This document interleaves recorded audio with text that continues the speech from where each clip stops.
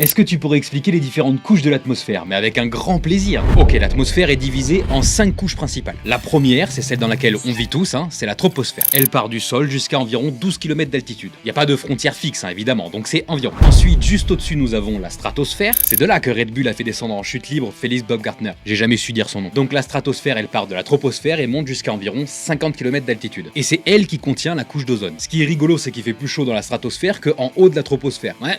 Ensuite, de 50 à 85 km d'altitude, nous avons la mésosphère. Elle, c'est la couche la plus froide de l'atmosphère. Ça caille. Elle peut descendre à moins 90 degrés. Ensuite, quatrième couche, c'est la thermosphère. Et elle, au contraire, c'est la plus chaude. On peut monter tranquillement à 2000 degrés, voire plus. Ce qui est contre-intuitif, parce que si tu te retrouves là-bas, tu gèlerais.